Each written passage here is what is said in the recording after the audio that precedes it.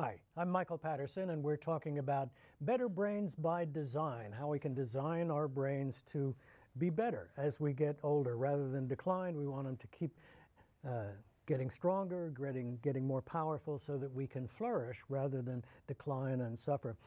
And we've been talking about the importance of developing individualized, customized strategies that fit each individual's circumstances and needs and so on.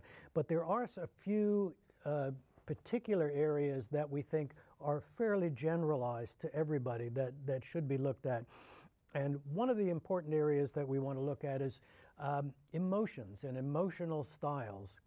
Richard Davidson, out of the University of Wisconsin in Madison, has gotten more well known recently because he's the guy who's worked with the Dalai Lama and some of the meditators and actually put electrodes on their brains and figured out what's happening when people are meditating.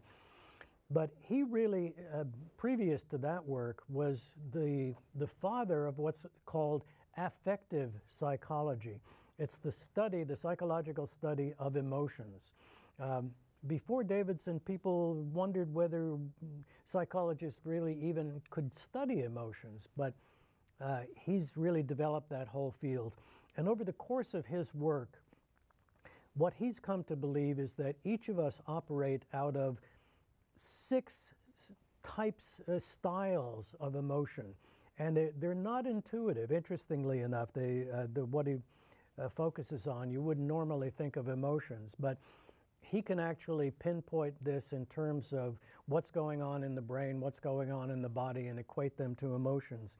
And it's things like resilience, how resilient we are, how quick we are to recover when something bad goes wrong.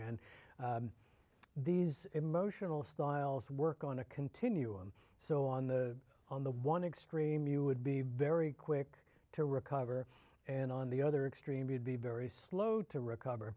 And the interesting thing that Davidson has found is that you'd think being quick to recover would be much better than being slow to recover, and in many ways it is, but there are also deficits to quick recovery. Sometimes we actually need to grieve. We need to spend time with what we're feeling bad.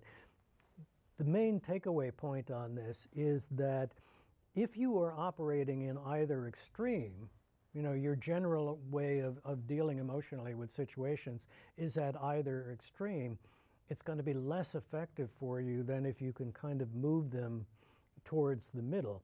And that's another important aspect of Davidson's work, is he actually has found that we can shift where we are on this emotional continuum. So it's a very important strategy as you're going through and looking at how do you design your brain so that it can be better, stronger, and actually create a good life for yourself, so where you're thriving.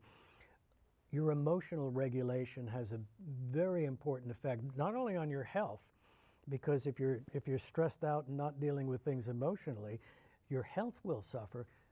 It also affects how you deal with your own self, your own personal development, and also, obviously, how you're dealing with other people. And in our books and in our seminars, we go into more detail, really building on Davidson's work on what are those emotional styles, where do we fall out on them. We help people go through self-assessments so that you can sort of see from a subjective point of view, okay, I see where I am on this whole area, and then see if we can move them more to the middle where they're more modulated and you can actually be more productive and create better brains that help you thrive and flourish in the future.